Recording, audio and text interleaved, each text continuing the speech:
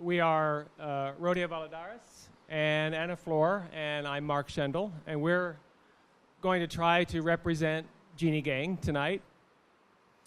So we're going to show you a whole range of projects, buildings, but also research projects. This project is called Reverse Effect, and it is about unreversing the flow of the Chicago River. I don't know if you guys, go to the next, understand that what's interesting is this should not be happening. This is the Mississippi River. It's a big river, you all know it. But there's a little tiny river in Chicago called the Chicago River that I think we could advance and see, was artificially connected to the Mississippi a century ago. The reason was Chicago was a big industrial town, and it had a lot of factories and a lot of industry. And instead of sending all of its waste, the industrial waste, into Lake Michigan, I don't know if the next one. So it's a really tiny river, and this is the connection that was made that allowed the Chicago River to not flow this way, but to flow that way, and pull water out of Lake Michigan and take all that industrial waste and connect it to the Mississippi. So it's reversed the natural condition of the river by connecting it, because this subcontinental divide is only maybe 30 meters high. So on this side of that line, all the rainwater goes to Lake Michigan, and on this side of the line, all of it goes to the Mississippi. So it was a very short, just a few miles or kilometers of connection.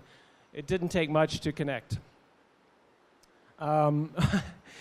So one of the unintended consequences of that is when you mess around with waterways or change the natural conditions of things, you invite the potential for invasive species. This is a type of carp. It's a type of fish that is not native to North America. It's not native to the Mississippi or Lake Michigan. But it is as you can see, a really prolific species. It multiplies fast, and it eats everything. It would this fish would replace a lot of fish, natural fish, native fish in the lake system. So by having connected the Chicago River to the Mississippi, and this fish is already in the Mississippi River, and it's working its way up to the Lake Michigan.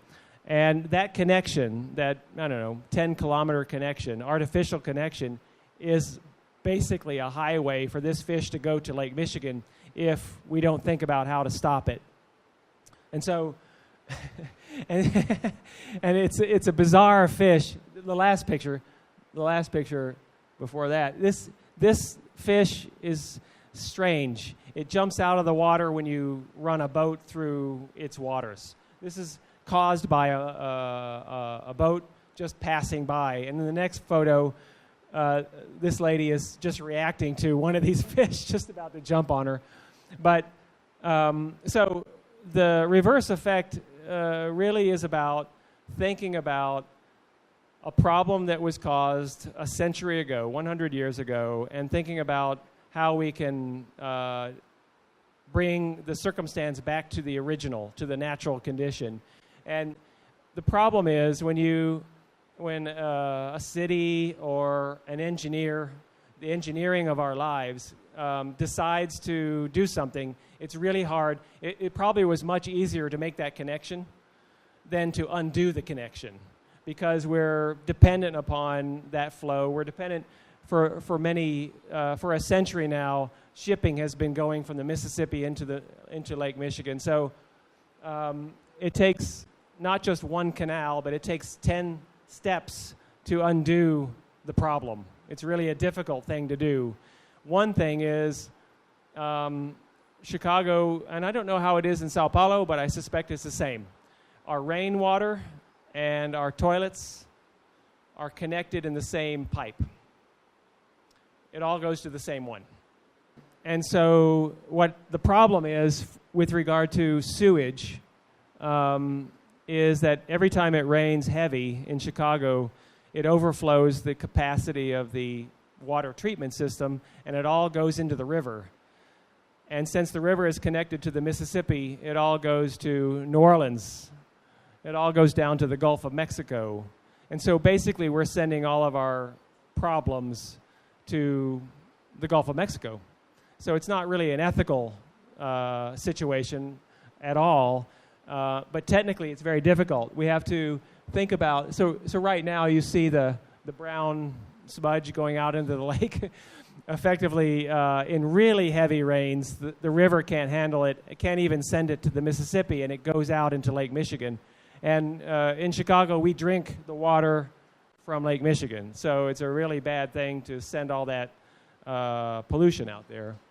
But the good news is the river, like any city, is an asset. And you could make it better, and you can make the life of everybody living on it better. So a number of steps are about, acquiring the former industrial land here, taking former industrial land and making it useful for residential or for cultural purposes or even for recreational purposes. So let's go ahead.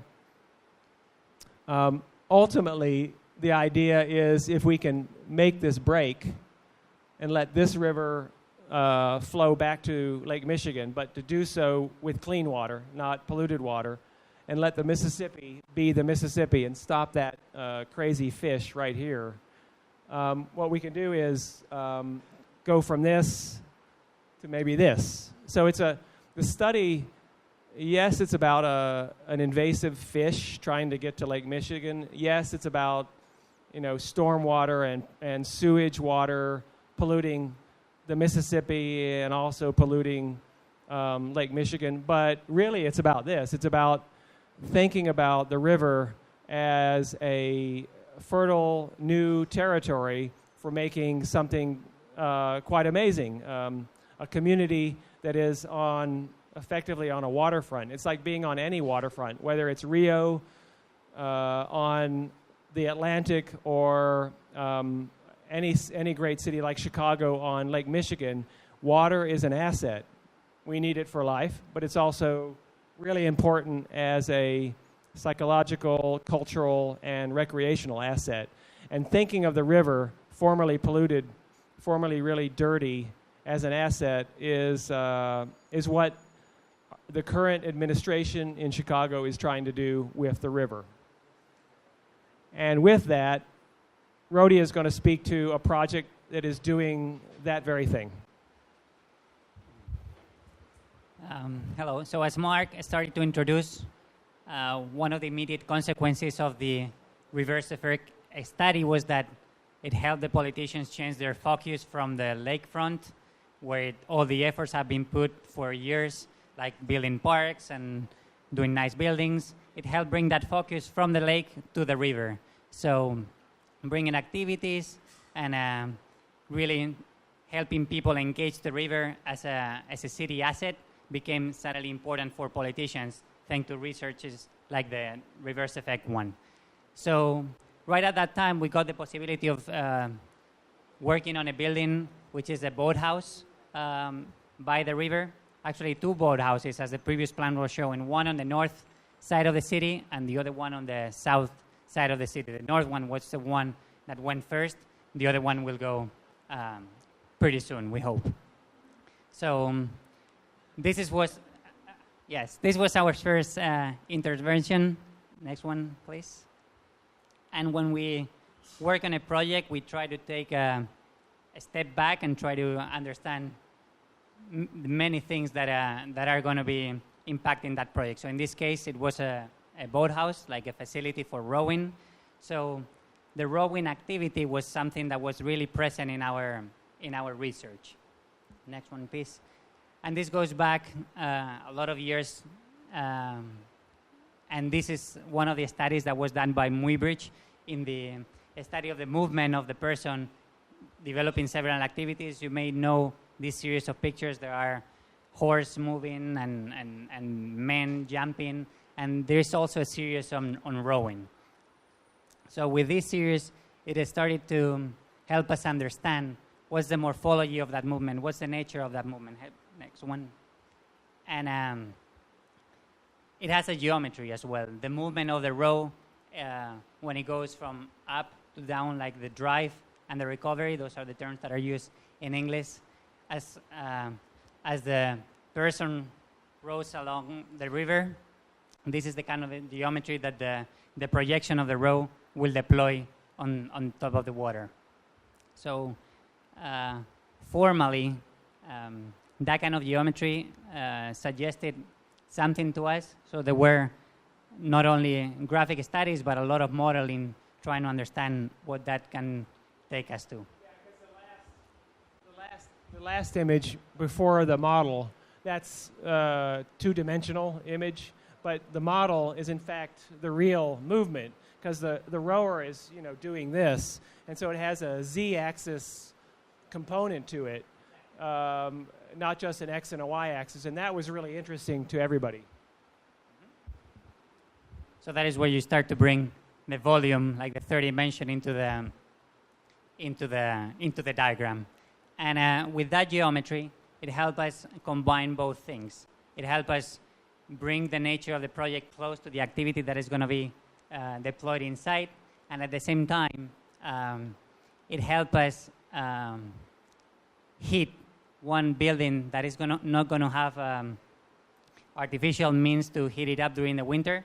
So this portion of the building, which is going to be for the storage of the boats, won't have any AC or mechanical heating during the winter.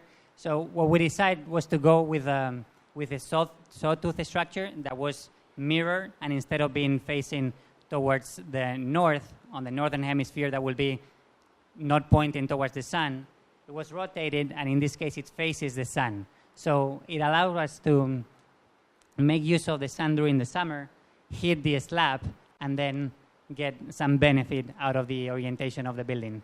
And with the movement of the rower, or that geometry that the roof integrates, what it does is maximize the amount of sun that penetrates through that window. Next one, please.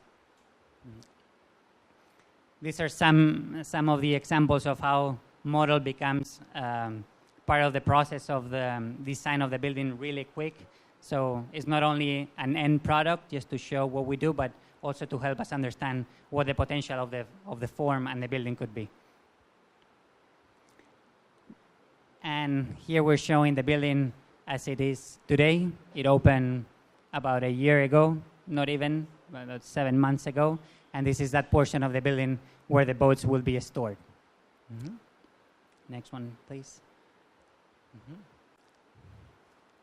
So here we see how that sawtooth geometry works, allowing the sun to hit the glass and then go inside the building pretty directly. And this for the winter. As you know, Chicago has really tough weather, so it's not always possible to go outside on the river and really practice the activity on real water. So the second building, it hosts a rowing tank for the rowers to exercise during the cold months of the year. Mm-hmm. And the nice thing about it is that it's a public facility. So not only it shows people an activity that can be deployed on the river and how the river can be an asset for the city, but it also brings people from every condition together. As this is showing, like there are public classes where they show you the technique of rowing, and then afterwards you can take a boat and really go on the river. The potential of this building on the river for the city, this is built for the government of Chicago, was to turn that upside down, make a formerly rather exclusive sport available to anybody. Also, the clubs can use this building, but also the public. And by virtue of that connection, so a lot of our projects have been about trying to make that connection between all social and economic groups, not just do projects for those who can afford it, but do projects for cities and other clients who make something accessible that wasn't previously accessible, and at the same time do it, in this case, on the river before the river is clean. And so that's a significant thing, that people are going to be rowing on not the cleanest river in the world. But what that does is it puts people in the river, it puts people's attention to the river, it makes you think about the river. And when you think about anything that you start to consider as a fun thing to do, you start to say and vote and give your money to making it better. And so, in a certain way, you have to do something a little bit dangerous. You have to get in a boat in that river, which is not that clean, and begin to make use of it to change people's minds. So those are two kind of social, let's say, imperatives that a lot of our projects are trying to do. And it takes courage on the part of the city, the government, to do this, because everybody knows full well that the river isn't good yet. But so there's a dynamic of courage, I think, involved in that, which I think any city, I'm sure your city does the same thing. Yeah. I mean, and along those lines, I think it's also important, the two locations that we show in the beginning of the project, there are going to be two facilities. One is on the north, that is the richest part of the city, and the other one is on the south, which is poorer. So it's really making the river accessible for every sector of the society, not only... Yeah, both of those buildings are the same. Exactly. This is in the other spot. It's coming next year. Yes. So we'll... Yes, exactly. So that's something that Studio Gang would always push for. It wouldn't be the same thing if it is just developed for a certain group of people. It's good to put the focus on democratizing access for the whole society of the city. Next one. Yeah, and here we can see like how really the demographics of the people that use the facility is really, really wide. I mean, it can be somebody walking there on the weekend, or it can be like you can even rent the building or have it for a party or for a group of people. That's the second floor of that of the building that has the rowing tank underneath. And we can start to understand also how structurally those warped surfaces of the roof that are the effect of pushing those points up and down to maximize the amount of light that goes through the ceiling also have to do with how boats are built in reality. Like those warped surfaces, in the end, go next,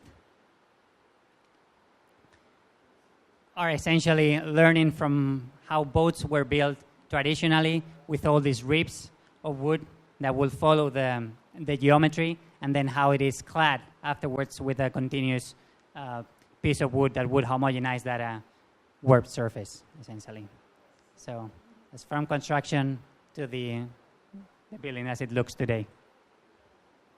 And there's Jeanne on this balcony that was an important feature of the building to not only have people going out there, but also make visible for the rest of the audience the activity that is happening along the river, and to encourage it, like races and boat races essentially on that river. And that's how it looks at night, and a little bit more of that geometry and the construction process. So.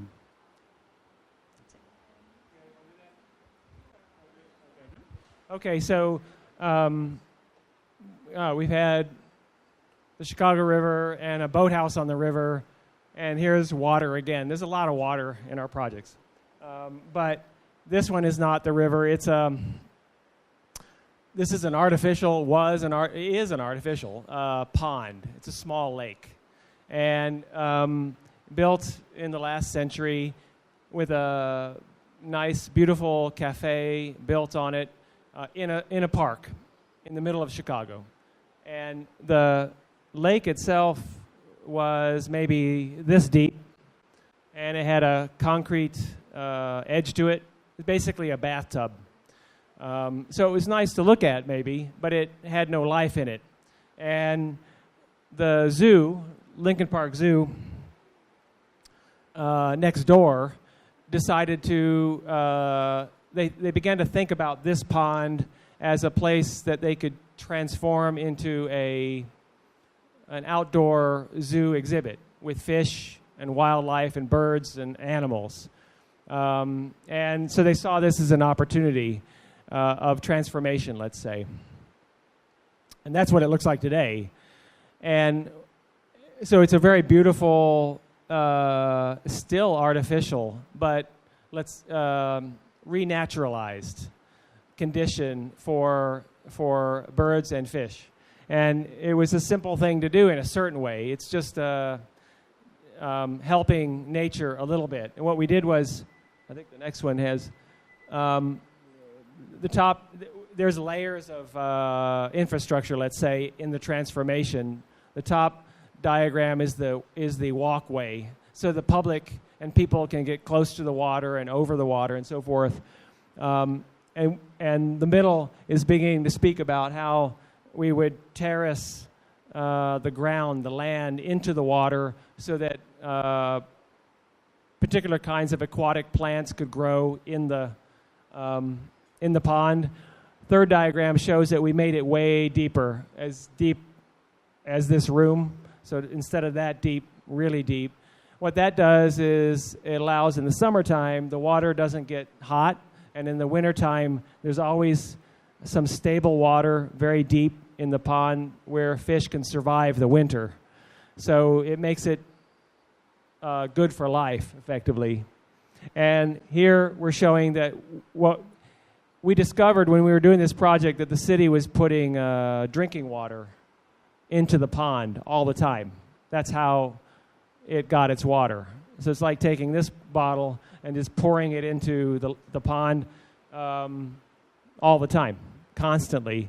So we cut that connection, no more city drinking water, but when we took away the concrete edge, we allowed the landscape to shed its rainwater into the pond and keep it full that way.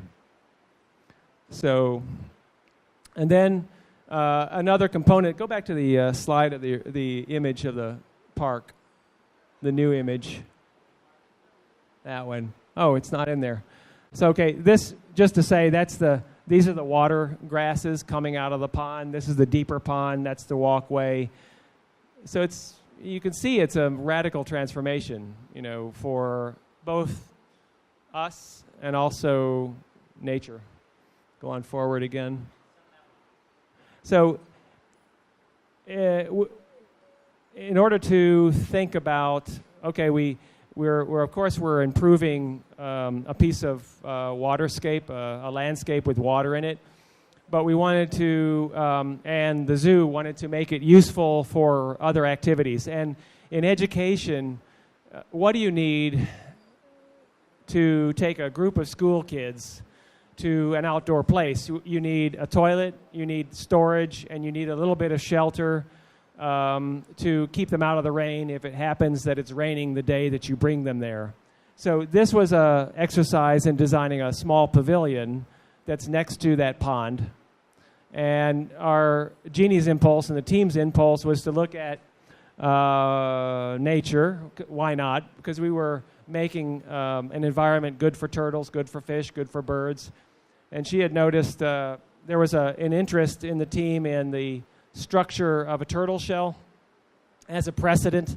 It's not a one-to-one transformation of a turtle shell into a structure, but it helped think about repetition, how a geometry can be repeated, and you can make it longer or shorter or larger or smaller. And this geometry is what, go ahead to the, if you remember this image, go back one, is one of these. And so we tested, forward again, we made, I don't know how many of these, 60 or 80 of these units. This is it's wood. It's a Douglas fir, and it has been bent 2 times. First in this direction, and then it's cut up again. You know how you make laminated wood, like probably these tabletops. I don't know if it's laminated or not, but you glue really thin pieces of wood together in the shape that you want. So they did it once, and then they cut it up into a million pieces again and bent it a second time and glued it again. So you have a compound curve, a really interesting curve. But each one of these makes a unit, and together they touch the next unit and combine to the next unit. And you end up being able to make, go ahead, go forward, this kind of structure by joining them all together. So the turtle shell, or I don't know, a milkweed pod. I don't know if you have milkweed here. These are, or boat building, shipbuilding, help us think about ways of thinking about a geometry that would be compatible with a material. In this case, wood, and wood's ability to be molded. And then once it is stable, it stays and keeps that shape, and it's very strong. But that's the roof of that thing, of the pavilion. Go on. This is the whole pavilion. And I think, do we have a shot of the... So part of the building is open at the base, and then it has this fiberglass. What is fiberglass in Portuguese? Is fiberglass. Fiberglass. Yeah. Excellent. It has these are fiberglass. This was literally the shape of a seed pod of a plant that grows in Illinois. Half of it. If you put 2 of these together, it makes a kind of seed pod. Does that make sense? And so it was really interesting to think about turtle shells and seed pods to make a building. Go on. You can see it here. Those have these interesting kind of like cup shape like that. And each one of those fits exactly on those curved wooden units, members, yeah. And it's useful, go on, for just about anything. It was picked as the #1 spot to get married in Chicago last year or year before last. So people are always getting engaged or getting married there. So Natasha, maybe you can, I don't know, yeah. But classes, yoga, just about anything. So what happened was that we didn't program this pavilion. It programmed it. The public programmed it. They have just used it like crazy. They love it. So it just goes to show that you give a little bit of cover from the rain, and it's weird, right off the screen here is a toilet and a storage facility, and that's really all you need to take people or be in nature, really. You need some water, maybe. There it is at night. And it's right, go back, it's right in the middle of the city. So you could do this, you guys could do this easy here, because a crack in the sidewalk here grows a tree. It's amazing. I'm just amazed by your landscape here. I think if you stood still too long, you might get grown into something. In Chicago, things grow a little slower, but it goes to show that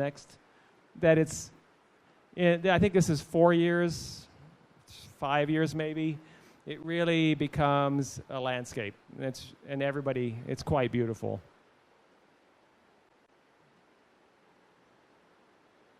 And the icing on the cake, or the really beautiful thing, is now this small pond has attracted a rare species. This species migrates through Chicago, and it breeds here. And this small pond had 40 pairs of the black crowned night heron. That's the bird. It's a bird that, as I say, migrates through Chicago in the springtime. Now there are 400 of them, maybe too many, according to the neighbors. But it's a magnificent sort of explosion of nature around this naturalized pond. And we also have these guys, coyotes. We have actually 2,000 of these wild animals in Chicago.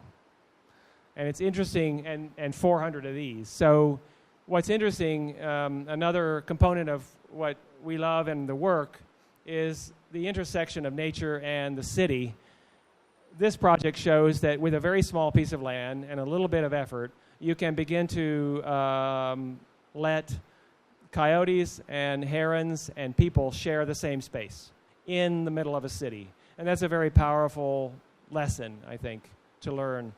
We have the capacity to make that happen, even though basically we're in the business of building artificial environments, more or less. So this species also uses the pavilion. These are dancers, and yeah, that guy. There's a dance group that made use of the pavilion as well. So it goes to show that you don't know, you have no idea what might be used, your work might be useful for. It's really exciting to think about that. Yeah. I just want to add that we find that the pavilion is a good way, paradigmatic project of the office, because I think it shows how we work with material. I think it's a good example of not creating a form and then finding a material and reproducing that form, but it works as a dual fold. We pick the material and then we start to see what are the possibilities and the potential of working with wood. And then it's where you realize that somehow with these new techniques of laminating, folding, cutting again, laminating again, like introducing that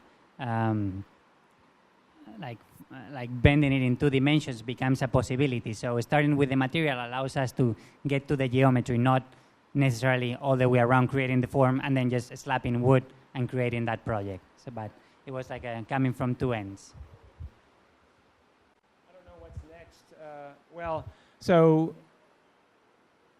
you guys are working on towers, so we thought we would tell you something about towers. And this, you guys add in anything you want on this. This is a diagram of our own work on building vertical buildings. And you can see that Aqua was the first in this series. So this is kind of like a family tree of towers. And what's interesting is that you think about high-rise buildings as a kind of worn-out building type. You know, what can you do with a tower? You have to have floors, you have to have elevators, it has to stand up, it has to be thermally enclosed, and so forth and so on. And you know, all around the world, you can look at a lot of towers, and they all look pretty much the same. We applied our interests in material, but also in structure, in forces like lateral wind, in earthquake, thinking about community, thinking about if you're going to make a tower like Aqua for residential, think about how could that be a community, even though it's kind of antithetical to being a community because it's floor by floor by floor, and how do you see your neighbor? It's difficult to see your neighbor. But we started to apply some of the things that I think we showed in the previous projects to tower morphology. And it turns out there's a lot of ways to think about building vertical. And this is just a very quick analysis of how many ways we've looked at it, thinking about it as a social structure, thinking about it as a structure. You can see thinking about lifting it up off the ground. That's what straddling is about. Thinking about forces, wind shaping is all about lateral forces, and the wind wants to move it. And what does that do? You can look at trees and leaves and plants and discover something about wind shaping. But it's just this morphology of work that has informed all the vertical towers we've ever done. And that's what's really exciting to think about. What you end up with is this catalog of possibilities, and you begin to think about new locations and new applications of that work. So we just wanted to quickly show, this is a kind of a physical, we do a lot of modeling. I think maybe Anna and Rodia will say more about that later, but there's a lot of digital modeling, and you guys showed us a lot of digital modeling yesterday. But our office needs physical modeling. We can't do any building without it, and we certainly can't do towers without it. So, because you have to be able to hold it in your hand, work with it, show a client, show an engineer, think about it not as a screenshot, but as something that you can immediately manipulate. And this is an example of all the towers we've done that come from that diagram. And so for Aqua in particular, we're just going to briefly show a couple of slides about Aqua. Aqua came from a desire to make a vertical community that wasn't separated floor by floor, but also has a relationship with the city. And so this model shows, that's Jeanne there. What we did, Aqua is the tower in the center, and it has all these strings attached to it. What we were trying to do is map. Aqua was built in the middle of a bunch of existing towers. And what we're trying to do is map from different locations in Aqua views of important places in the city, like the park or a major highway or a bridge or the lake. So those strings are trying to, give a vector to opportunities so that when you're in the tower, you can take advantage of the fact that you're in a tower. You're up high, and it's not about just the view of the horizon, but it could be about, I can see my bakery or my cafe or an important monument. So that's what this was about. And it shows the modeling has all scales. It's a pretty big model. It's 1 to 20, I don't know. The Aqua model is about that tall in this model. 1 to 200. So keep going. And that's, of course, the final product. So on these contours on the facade are about pulling the balcony out so you can see around the corner or down a street. It's about making something visible by virtue of that tapestry that would not be visible if you just made straight balconies. So that makes sense. And it's kind of like that. And not only does it make it possible to see the park where you might not have otherwise seen the park, but it makes it possible to see your neighbor and to speak with your neighbor and have a relationship, vertical community relationship with people on different levels that you would never have a relationship with otherwise. And the balconies are really big. You can see they're like rooms. You could take a dining table out there and 8 people eating on the balcony. So it's basically a room, a space. And the contours of the tower change slowly. So it means you have the floor and you have a roof. And so it really is a room that's useful and out of the rain and semi-private, but also connected. The balconies give shadow to the glass. That is a big problem in Chicago because a lot of birds die every year just because they fly into the glass. So by providing this shadow, what we gain is that all these birds will not smash into it. Yeah, bird strikes in Chicago is really a big problem because we're on a migration route, and glass towers in Chicago, birds run into it all the time. Thousands, tens of thousands of birds die in Chicago every migration. And so Aqua, not only does it give a kind of, this is what is called in bird strike prevention visual noise. It alerts the bird to something just beyond it, which is the glass. And it also allows a bird that might be very tired, has flown all night long. Most birds arrive in Chicago at between 3 and 6 in the morning. It's still dark. they're tired, and they're attracted to the light. So if they get tired trying to find out what this light is, they can land on the balcony and rest. Otherwise, birds, you will see birds in cities that are flying like this next to a tower, and they will fly trying to figure out why is this surface illuminated until they drop to the ground. They'll just completely wear themselves out. So it's not just hitting glass, it's also becoming exhausted. It's really interesting to learn about this. I imagine you have the same issue in Sao Paulo. Anybody want to take this? Yeah. So this is also another vertical building, but something a little different. All right, so going on with the vertical community, this will be another example of that. It explores, we can summarize it in two things. There is a structural concept and the vertical community. Next one, please. Structural concept will be these panels, how they alternate along the facade, and how by folding the facade, what allows us is to maximize the span between columns, because the nice thing is that the real structural span in this case goes from there to there instead of from the column to the column. The vertical panel allows us to pick the slab and then really minimize the amount of columns, maximize the amount of opening on the facade, by virtue of folding the facade, maximizing the amount of corner units in the building. That's a concrete building, and the black panels are concrete also. The floor is concrete, and the black panels and the columns are all concrete.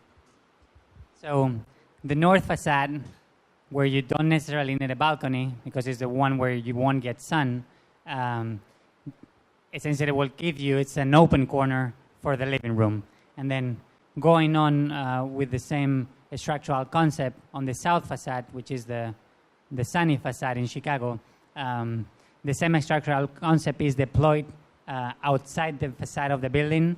It becomes this balcony spiral or a stack where the vertical panel allows us to cantilever the horizontal element of the balcony, and by rotating it, essentially creating this spiral movement, complete the full stack of balconies throughout the facade of the building. Go next. These are some of the models trying to study how this structural concept can work and allow us to cantilever farther than a regular slab coming out of the building will do. Next one. And here we see the next one, please. Next one.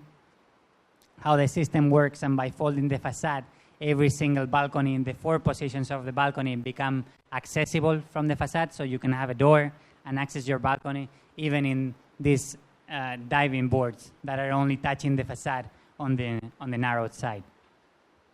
And as you can see, the vertical community effect happens again, where you have semi-privacy and semi-connection to your neighbors. And at the same time, following some of the strategies that you see deployed here in Sao Paulo, it helps us shade the south-facing facade of the building, so all these balconies will be the brise soleil of the glass at the same time.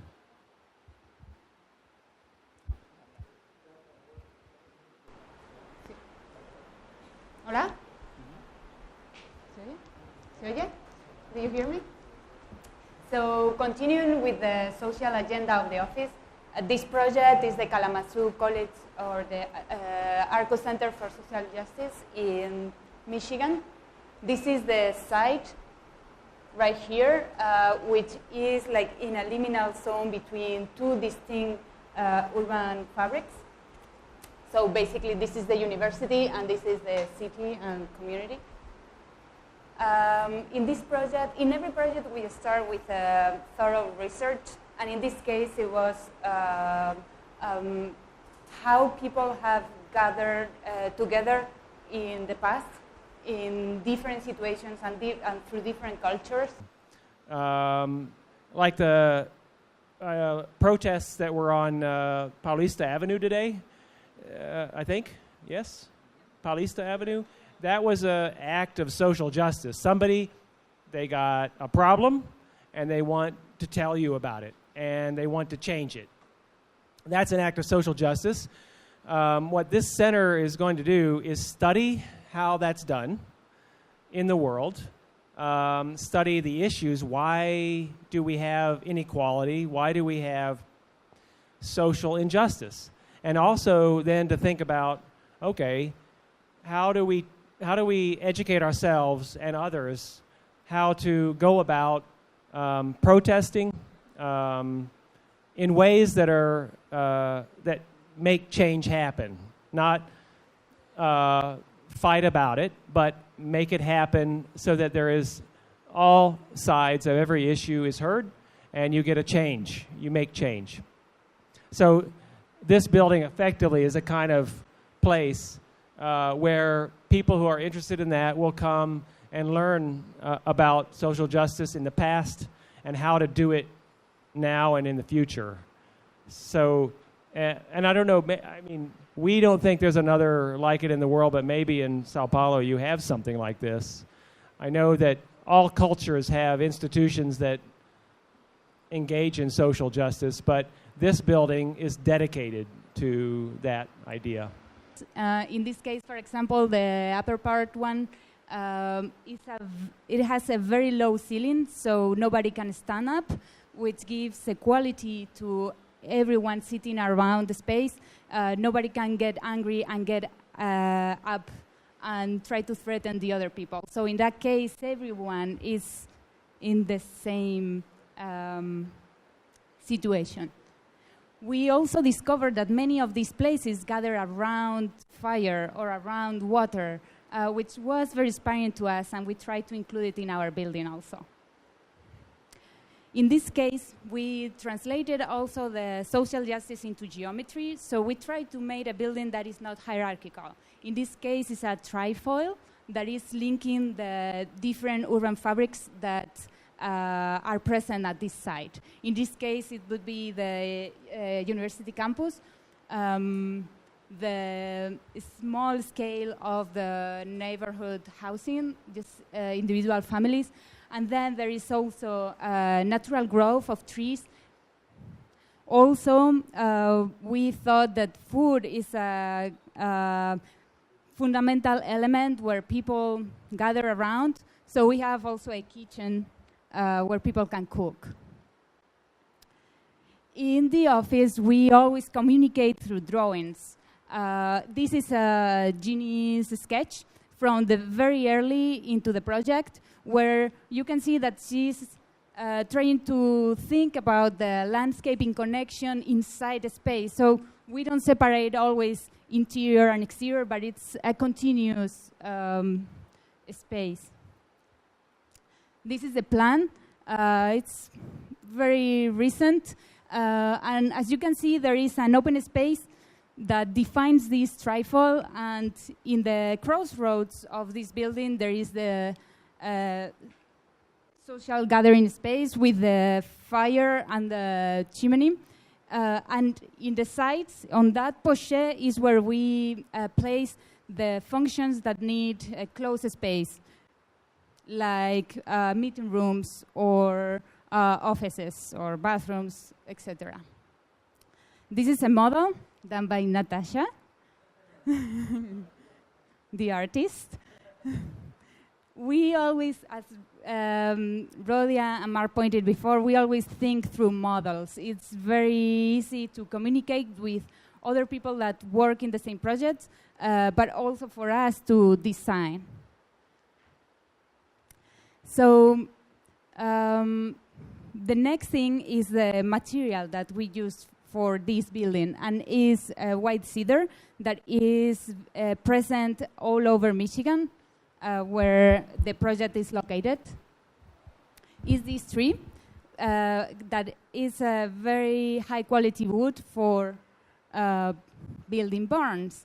And it's a traditional technique that farmers throughout Michigan have used. There's a tradition of this going back 100 years or more in Michigan, which is where the project is. And then, as Anna just said, there's this wood has a kind of a social. I mean, we burn it for fire, and we gather around fire. We make furniture with it. It's so useful in our lives. It's something we. It's a living element at the same time. It's a living element. It embodies carbon. It's a good thing for there. And so when we saw this, or when that became, we became aware of that, it was like serendipity. Is there a word in Portuguese for that? Everything fell into place. And then when Anna talks about how the face, all of our faces represent our uniqueness, but also our life. Did we get enough sleep? Do we eat well? Do we drink too much? It shows in our face, like a cross-section of a log shows all of its rings, good, bad, and otherwise years, a lot of water or no water. And that was what's interesting about it. There's a kind of relationship there, as Anna said. And I think that it was one of these moments where there wasn't another choice at all after we discovered that, put it that way. So there we go to Michigan to learn about this technique. The whole team packed our bags and found this expert in wood masonry. That the technique is getting lost because there is just a few people that know how to do it. So we embark in this trip to learn how to do it with our own hands. This is me there placing these logs. The traditional technique, it has wood in the middle for isolation. Some more people of the team. It's a laborious technique, but it's also social experience because you don't do it on your own. You always need someone that gives you the log, that comes back and points the mortar for you. It's an activity that you do in a group. It's always a social activity. This is Jeannie with the logs. So it's we want to take this old technique and look at it in a new way. So it's a mix of low and high technology in a way. In this case, we made different samples at the office, playing with the color of the wood, if this should be burned or not, if we wanted a darker color for the mortar, a lighter color. It was a very interesting process where we tested the limits of the material by doing it in real scale.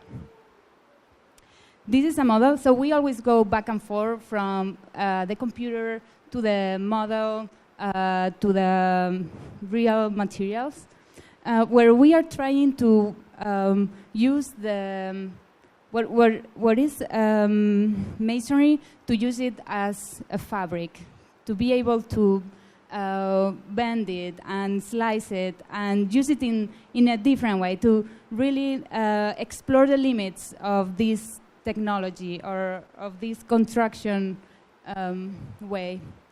This is again Natasha's model, where we were playing with the scale of the wood logs, with the mixing of it, with how do we enter into, how do we open entries into a solid wall, right? This one is just by slides and pushing in, and just using a thin piece of metal to slice it.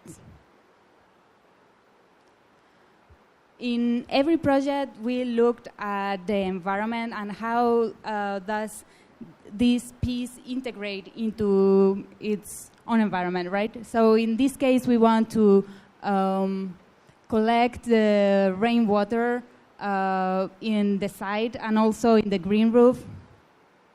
We want to filter it, and it goes down to the grove. We are using geothermal energy also. So it's a living entity that integrates and it's not a fixed piece or an object in the site, but it merges in it. It's part of the site. This is a view from the neighborhood side, the interior again, and a big cantilever that is being built, and it looks amazing. I shouldn't say that, but it's true. This is a building under construction, warm weather in Michigan, as you can see. And this is the construction of that wood window, where we just slice it with a thin piece of metal, and you can see how all the masonry just flexes. It's flexible like fabric.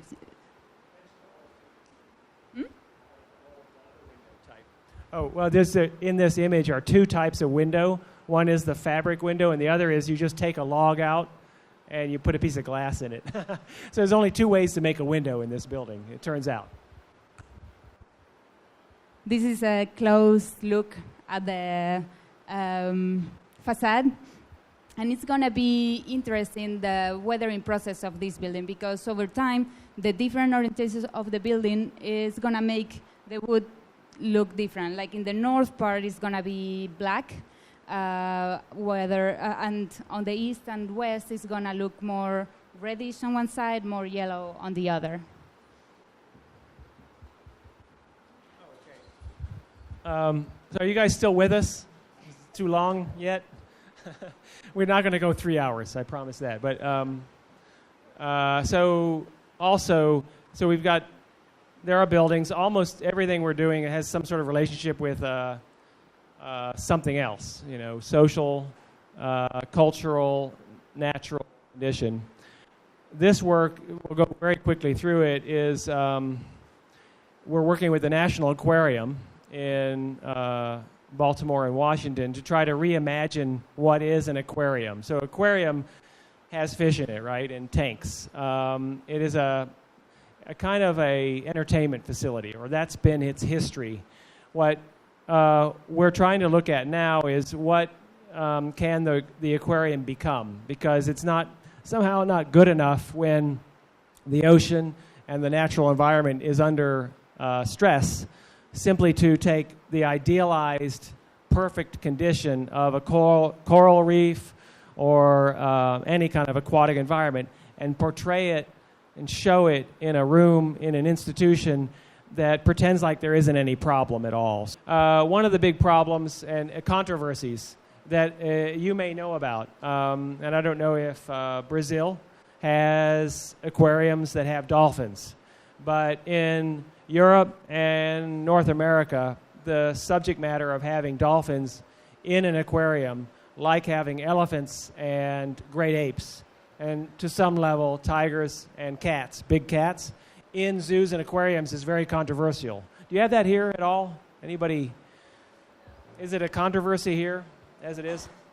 So the National Aquarium, 24 years ago, got into having dolphins, and they regret it today because they really do not want to have, they don't want to do dolphin shows. When you go to an aquarium that has dolphins, usually they're having them jump out of the water through hoops and balance balls on their noses. It's ridiculous stuff.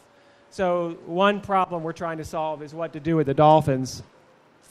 There is a lot of, as I say, controversy, but also legislation around the world. India has banned the captivity of dolphins, for example. Dolphin shows are a big business.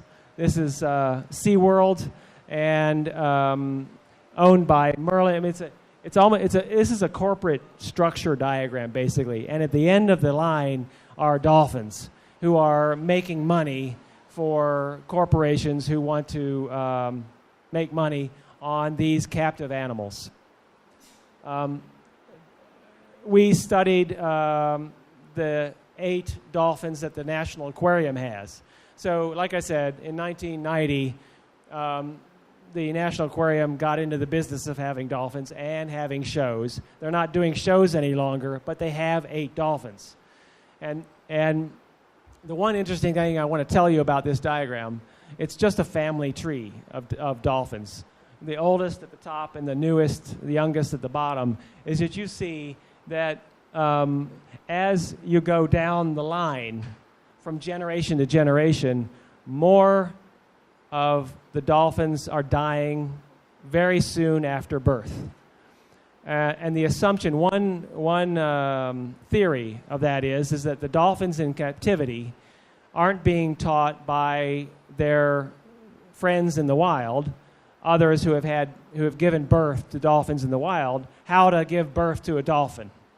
So, in other words, the dolphins in the tanks are losing what is an embodied knowledge that they need to maintain their species. And you see that here. You have 3 that died, and this many and the assumption is in future generations that only gets worse. So there are huge problems with having these animals in captivity. And the same could be said for elephants, same could be said for big cats and for great apes. So we do our best to legislate minimum requirements for keeping a dolphin. So a dolphin can swim over 200 miles in a day. So that tells you, and they frequently do that. But we feel it's okay to put them in a tank that's maybe 50 meters wide. So it kind of gives you an idea that their life in the wild and their life in captivity is quite 2 different things entirely. But we try to legislate the minimum requirements so that we feel, I think, better about keeping them. There's a lot of dolphins in captivity, and orcas and beluga whales in captivity. All the red dots are institutions, aquariums, and other places that have dolphins, belugas, and orcas. And so, North America has its share. You guys are catching up very slowly. I hope that the issue becomes more, let's say, socialized around the world before too many places get into this, because it's very hard to back out. Once you have them and they're in captivity, you cannot release them to the wild. They do not know how to survive in the wild. So you have to retrain them, and that's very difficult, maybe not particularly possible to do. So that was dolphins, but we actually are working on their existing facility. This institution has been around since 1981, and it's on these 2 piers in the inner harbor of Baltimore. As we have said before, we typically work in model, try to understand what is this building type. And this is a very complicated building. It has a lot of artificial life support systems. It's like a spaceship for aquatic animals. 70% of the building is dedicated to life support, only 30% to the animals and you and me when we walk through it. So that's a huge amount of life support. It's kind of like stuffing a couple of astronauts into a tiny capsule with this huge machine behind them. It's the same. It takes a lot of effort to keep alive animals who, nature keeps alive much better than we do. I'm not going to bother you with all the peculiarities of this, but in our research, we wanted to become smart about what is the ocean, what is water, what is the cycle of water, what is the subject matter of an aquarium. The subject matter of an aquarium is life in water. And so we were interested to look way backwards, 250 million years ago, when all the continents, you guys were like very intimate with Africa and everything was jammed together. Basically, it was one big continent and one big ocean. Panthalassa is one ocean. And what was interesting, looking through history, the Greeks had the same conception. The Greek world is here, basically the Mediterranean, a body of water surrounded by what they knew in terms of land, and then surrounded by, in their mind, a continuous river of water around the world.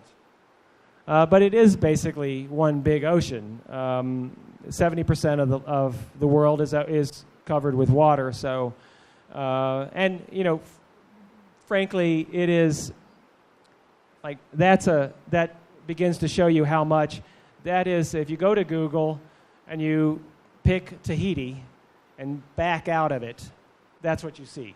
This is called the Tahiti projection or approach. So if you were a Martian or somebody coming to Earth, you might actually miss the land if you approached dead on top of Tahiti. It's kind of interesting, but it shows how much water we have, a lot of it. But I wanted to say that we don't know much about it. You could say that our inability to find that plane crash in the South Indian Ocean, it goes to show how big that is out there. It's really hard to find anything, even a jetliner. The reason is mainly we don't know much about it. We've mapped the moon and the Mars 100%, high resolution mapping to objects, this size. We've only mapped 5% of the ocean floor because it is a surface. It's actually two surfaces, the bottom and the surface at the top, which is really interesting. But we know very little about it. We don't know much more than that, actually, about the whole thing. This was a century ago or more, two conceptions, Wells and 10,000 Leagues Under the Sea. Was it Jules Verne?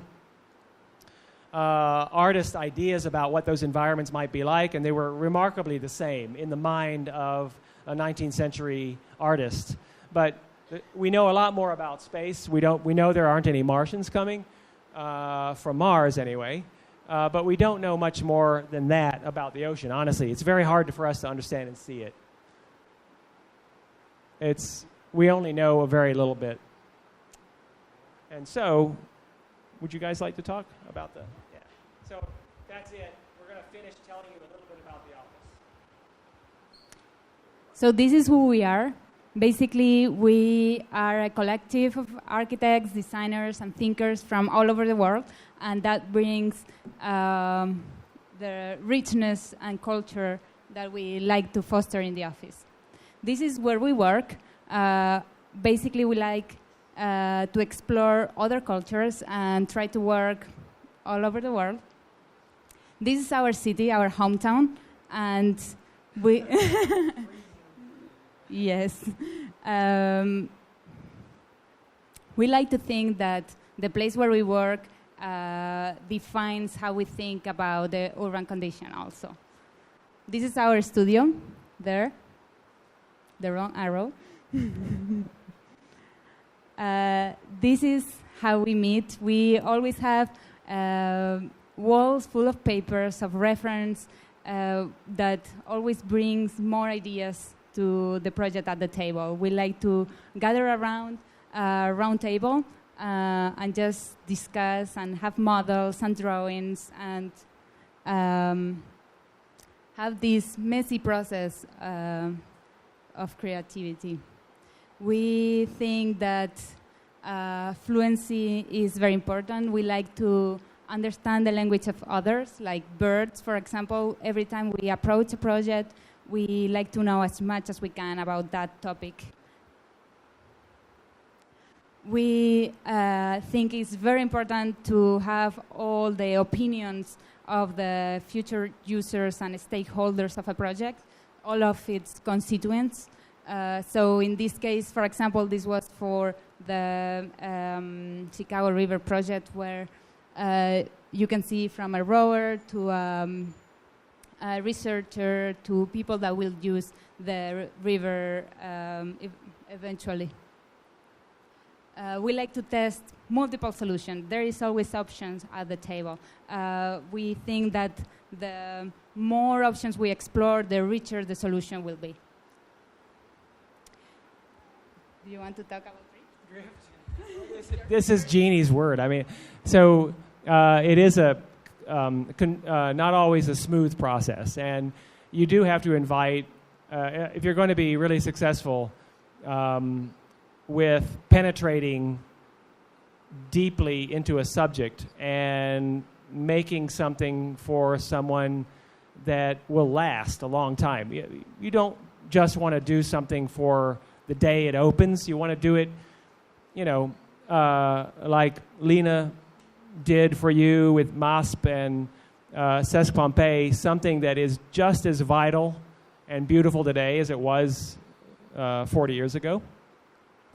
So in order to get that penetration, you allow yourself, in Jeanne's word, to drift through all the complexity and messiness, inviting everybody to the table. Takes more time, takes more energy, it's exhausting, but it's also incredibly wonderful to discover the things that you discover by allowing yourself to drift through a subject or a place. So I think that's what she's speaking to there. Someone had once told me they characterized architecture as serial expertise, which meant to them that you get a project, you become an absolute expert at that project. You know the client, you know the subject, you know the program, you know the budget, you know the place, the city, everything about it. You finish it, and then it all goes away. And you have to do it all over again for another client, and another project, and another program, and another site, and a city. So in order to combat that problem, that's kind of a problem, because unless you can become an architect who does, let's say, 30-story residential towers in Sao Paulo. That's all you do. There are architects, I'm sure, that you know are doing that. And you just do that, and you get better and better at it, and you learn everything more and more, and you begin to repeat, maybe. So that's one way to take advantage of that problem, which is to do one thing and do it forever. But another way to combat that, more fun, we think, to do that, is to take the principles that overlap between projects. And I think you saw there's water, there's material, there's social issues, there's cultural issues, and let those issues become experts at that, and of course, experts at the project that you're doing. But it's those becoming expert at those subjects that overlap every project are a way to not lose the information and intelligence that we gain by doing the projects and then switching to the next. And that's, I think, the thread through all of the best work in architecture. We are absolutely not the only people doing that. You guys are doing it. Some of your teachers, I am sure, are doing that, the same thing. But we have to be smart about it to make the best of that serial expertise problem that is kind of built into architecture, I guess you could say. Unless you're, Richard Meyer, or even to some level, Mies van der Rohe, who, repeated and honed and polished the same idea forever. So you can do that. It's both options. Let's say, I don't want to say one is better than the other, but we're doing the second option. And so, anybody else anything to say? I was going to say that cross-pollination is a good word, not only throughout time, but also the space where we work is important, because you will see that ideas that are becoming important in one project will somehow be transposed into another project that is happening at the same time in the office. So that cross-pollination over time, and especially throughout other projects, it's important in what we do, I think. The research is far bigger than what you actually use from it. You have to realize that 90% of the research is not going to be here in this presentation. Is not going to end up in the project. So it's a lot of work. But what you're looking for is that piece of gold, and there is gold in that research. There's never been a research that we did that we didn't find something really valuable for the project. And sometimes it's more accidental than it is purposeful. For example, we did how we got interested in birds and bird strikes on buildings was one of the team had come across an article written maybe a few years before, about how many birds are killed by hitting glass every year just in North America. It was in the tens of millions. I think it was 64 million birds on glass 1 year in the United States alone. So we were shocked by that. Aren't you shocked? Yeah. There must be billions of birds killed worldwide. But it occurred to us that's a big problem. It also occurred to us that that's points to the health of the species of birds. There's a lot of birds, way more birds than that. So that was a good thing. It's not a good thing. It's a good thing and a bad thing.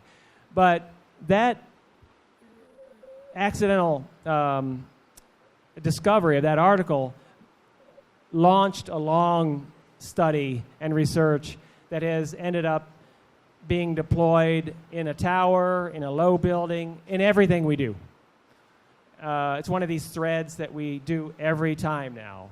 So it's not always something that I guarantee it, you don't expect it. The thing that you're going to use is not going to be expected. It's going to be a real surprise. And the interesting thing about it is that if it's fundamental, like birds striking a building, there's something physical about that, right?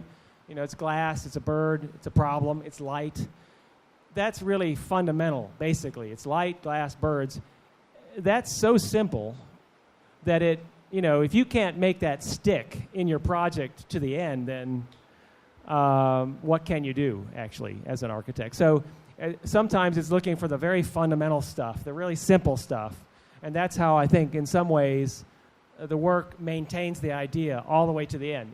You can't take that out of the project. If you've made a project good for birds, it's going to stay good for birds. So I think that's part of the success, is looking for that fundamental stuff. Also, through all these different research that we have done, there is an accumulation of knowledge in everyone in the office that in the end construct a language and a way of approaching an architecture that it's integral, and it's a different way of looking in the end, right? So we cannot disassociate ourselves from the research that builds over time.